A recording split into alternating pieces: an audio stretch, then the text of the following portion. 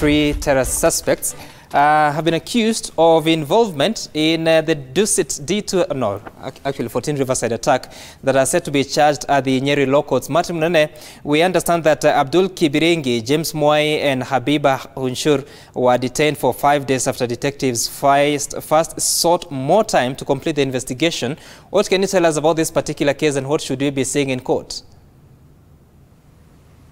Right, very good morning to you, Sam Gituko, and like you say, we're actually in the Nyeri law courts, where actually in this court just behind me here, we expect that any time from now, these three suspects will be brought in. And what happened, Sam, is that on Monday, they were brought in here, and you know, one of the things that happened was that the prosecution side sought more time. The anti-terror police unit constable Newton Mwangi spoke and requested more time, and he was explaining that they have not been able to obtain call logs. Of course, we understand that in these such investigations, communication or part of communication is part of the investigations, and so the police constable was actually saying that they have not been able to obtain call logs from the telecom companies yet, and so they sought to have 5 days, which end today, for them to be able to obtain logs which they felt were going to be crucial in this particular case. And so, Sam, what we expect today,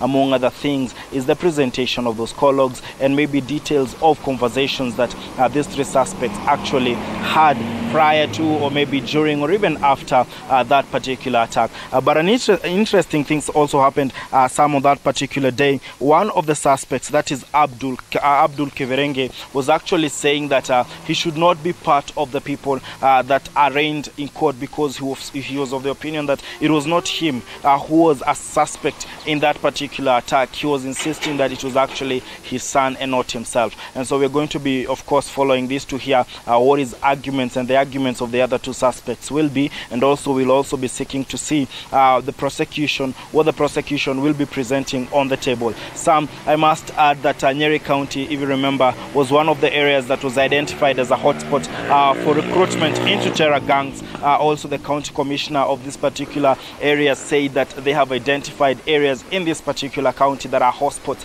or actually have sleeper cells. And so I know there has been an operation going on yesterday. I'm sure you remember, Sam, even the OCPD Nyeri town confirmed that they've been conducting operations to ensure that they weed out such elements within this particular community. But today we're here waiting to hear what the prosecution will be saying, but also the defense, what they'll be presenting. Back to you in studio, Sam.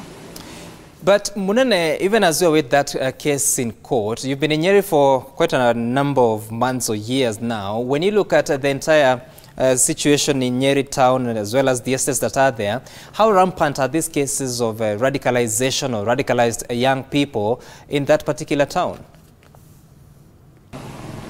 All right, Sam, a very interesting thing that has been happening in Nyeri County. One of the things that has been happening is that there are quite a number of young people who've been leaving this particular county and moving to the north, and even some believed to have crossed the border in search of work. So most of these young people go live there for a long time, and when they come back, it is believed, intelligence reports, like last year we had the regional commissioner Wilson Jega actually saying that some of the people who are coming back from those particular areas who've been there for a long time are some of the people who are coming and radicalizing young people here. We've also got a slum that is quite large in Nyeri County that has also been suspected to be, you know, a breeding ground of such elements of such people. Like, you know, the nature of slums, sometimes there's a lot of things happening, there's a lot of secrecy happening, so it has been quite rampant. Last year, Sam, I remember, you know, the security forces were able to come out and say they've been able to thwart several terrorist attacks that were targeted in this particular region.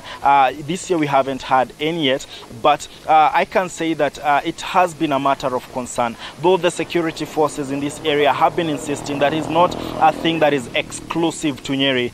They insist that it's actually something that is actually happening across the country. But I also remember a conversation we had with the county commissioner a few weeks back, and he was saying that one of the reasons we've seen such, you know, an increase in the numbers of people joining such groups groups from a region like Nyeri County is because previously it was thought that areas that are mostly, the northern parts of this country, the coastal parts of this country, are the places that are prone to radicalization. And so they were saying that they have identified that a lot of people feel, or people who are actually interested in radicalizing young people, were feeling that, for example, a county like Nyeri, because it has not been in focus for a long time, it was a soft spot for them, and they would be able to carry out the activities here without a lot of people noticing. But I know, and we've actually heard from security forces that the operations that have been carried out in the past months have been intensive, and a lot of young people and people actually involved in recruitment who have been recruited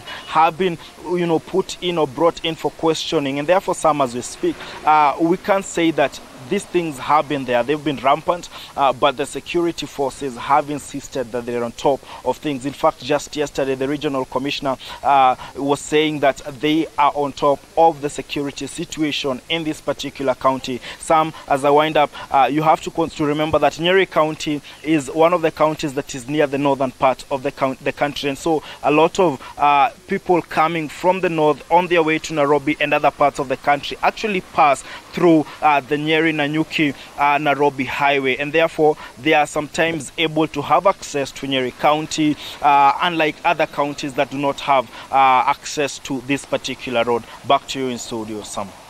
Yet, Munene, you talk about the efforts that are being taken by the security forces, but how important is it a factor, especially for the local leadership, the county government, and the national government, because it's also not just a security issue, but a social issue? How are they taking it to ensure that it doesn't extend to more young people in the area? All right, Sam, a very interesting observation. Actually about 2 days ago, there was an incident that was happened in Nyeri County. There was a vehicle that was spotted by members of the public, and it is reported that they actually raised, their concerns to different security organs. And so, what has been happening here is that there is more vigilance on the people. A lot of people are careful. They want to know who their neighbors are. And also when it comes to political leaders, we, for example, seen the Nyeri Town Member of Parliament, Gunjiri Wambogo, who also sits in the Security Committee in Parliament, being very vocal about this particular situation, security in this particular area. I remember he was actually been on his social media page updating. Anytime there is an arrest, he's been updating of what is going on. And so the social impact in this particular region, Sam, there has been a lot of people, just vigilance really, people questioning what is happening, or people questioning people that they do not see. I remember even yesterday, as we had a conversation with the area OCPD, he was saying that they see now more than before a lot of people coming forward to the police with information, and therefore it has had a social impact. But then when we look at the business aspect of it, questions of how safe this area is of course arise. Nyeri is one of those counties that actually have tourism as a way of them earning money. That is the upcountry tourism. And of course, when terrorism is mentioned, we get to know that it has an effect on, for example, tourism. But I remember also earlier in the year, we had a conversation with the representative of the European Union to Kenya when he was launching some roads, and they were saying that they are confident that the security forces in this particular region and across the country will be able to contain the situation. And so they were saying that they feel they're actually safe. So that has been the effect of constant news that Nyeri County is one of the areas that has been on the spot in matters related to terrorism. A lot of people are more vigilant now. People are more careful when they spot anything suspicious. They'll come out to members of the police force or just the security forces. So more people are willing, to talk and discuss about this. More people are more careful, and it's not business as usual. When you move around you go to supermarkets, there's more vigilance. Unlike before, you'll find that when you go into establishments such as hotels and restaurants, you'll find somebody who's frisking you. Therefore, it has had an impact in this particular region. Back to you, Sam.